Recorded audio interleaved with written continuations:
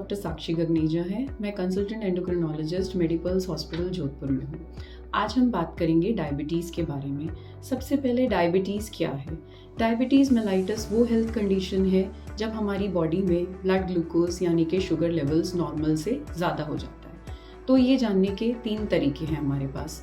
पहला तरीका fasting blood glucose यानी कि खाली पेट की शुगर, जो कि अगर 125 मिलीग्राम से ऊपर है तो वो डायबिटीज़ की कैटेगरी में आता है, या फिर पोस्ट प्रैंडियल यानी कि खाने के 2 घंटे बाद की शुगर, अगर वो 200 से ज़्यादा है तो वो डायबिटीज़ की कैटेगरी में आता है।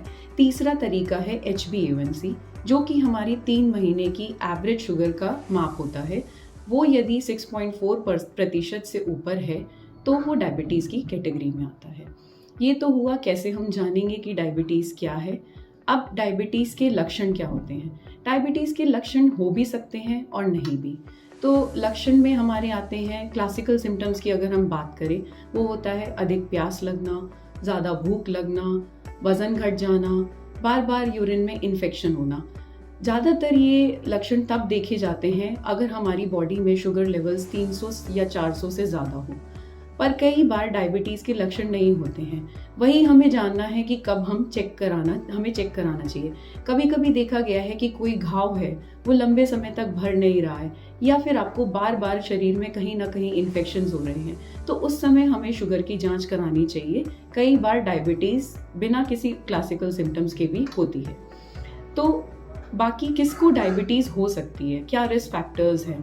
पहला तो हमारी फैमिली हिस्ट्री, यानी कि अगर हमारे माता पिता को डायबिटीज़ है तो हमें 50% डायबिटीज़ होने के रिस्क बढ़ जाते हैं। दूसरा हमारा लाइफस्टाइल, यदि अगर हमारा लाइफस्टाइल सिर्फ बैठ के खाने का है और इसमें कोई एक्सरसाइज या व्यायाम नहीं है, और यदि हमारा खाना अनहेल्दी है जिसमें कि ज़्यादा मीठा खाना, फ्राइड खाना है, तो ये हमारे डायबिटीज़ के रिस्क फैक्टर्स, हमारे डायबिटीज़ होने के रिस्क को बढ़ा देता है। बाकी हमें डायबिटीज़ फिर क्यों ट्रीट करना है? डायबिटीज़ के कॉम्प्लिकेशंस हमारी बॉडी में, पूरी बॉडी में हो सकते हैं। जैसे कि शुरू करें तो आँखों से, आईज़ में डायबिटीज़ से रेटिनोपैथी होती है जिससे कि हमारी आँखों की रोशनी जा सकती है। दूसरा बात करेंगे हार्ट से, हमें हार्ट अटैक्स के रिस्क बढ़ जाते हैं। ब्रेन में स्ट्रोक यानी पैरालिसिस अटैक्स बढ़ जाते हैं। किडनी में देखेंगे तो हमारी किडनी डैमेज, जिसमें प्रोटीन लीकेज के साथ साथ आगे चल के किडनी फेलियर, जिससे डायलिसिस, ट्रांसप्लांट के रिस्क बढ़ जाते हैं।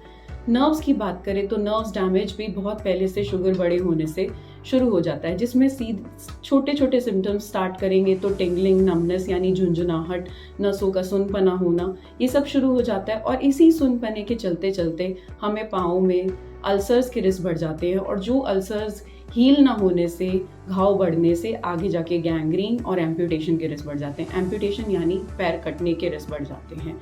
तो इसीलिए डायबिटीज़ की जांच कराना, सही समय पे इलाज कराना बहुत ज़रूरी है। धन्यवाद।